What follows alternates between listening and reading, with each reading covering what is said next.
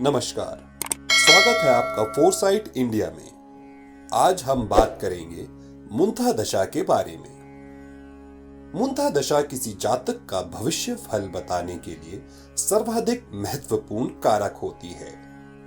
उनकी जन्म पत्रिका के मुख्य व महत्वपूर्ण शुभाशुभ योग, ग्रह स्थिति, विंशोत्तरी दशाएं, योगिनी दशाएं, गोचर और अंत में उस जातक का वर्ष फल होता है।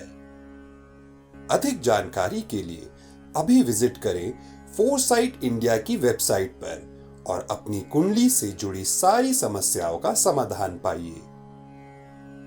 जन्म कुंडली में मुंथा जन्म के समय लग्न में स्थित रहता है और यह प्रतिवर्ष एक राशि में एक माह में 2.5 अंश तथा एक दिन में 2.5 कला चलता है।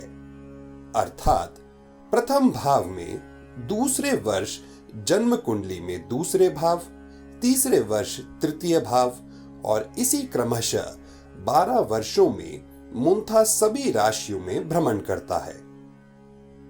ये दोबारा 13 वर्षों में प्रवेश करता है। इस तरह जातक के 13वें, 24वें और 49वें वर्ष मुंथा लग्न में अपना सभी राशियों में भ्रमण करता है और उस वर्ष कुंडली में भी वो उसी राशि में रहता है। मुंथा वर्ष कुंडली में अपनी भाव स्थिति के अनुसार फल देता है। वर्ष कुंडली में जिस भाव में मुंथा स्थित होता है उस भाव तथा भाव के स्वामी की स्थिति को देखा जाता है। आइए जानते हैं मुंथा बली है या निर्बल है। वर्ष कुंडली के 4, 6, 7, 8 और 12वें भाव में स्थित मुंथा अशुभ फलदायक होता है और 4, 6, 7, 8 और 12वें भाव में अशुभ ग्रह युक्त हो तो इतनी अधिक अनिस्थितिकारी नहीं होती है। जैसे कि यदि आपकी वर्ष कुंडली में मुंथा पहले भाव में स्थित हो तो उस वर्ष शत्रु का नाश, भाग्य में वृद्धि, सवारी का सुख। यदि चौथे में स्थित हो तो स्थान परिवर्तन के भी योग बनते हैं। यदि आपकी वर्ष कुंडली में मुंथा दूसरे भाव में स्थित हो तो कठिन परिश्रम द्वारा धन लाभ व धन प्राप्ति के साधन बनते हैं। मनोरंजन व सुख साधनों पर व्यय भी बढ़ता है।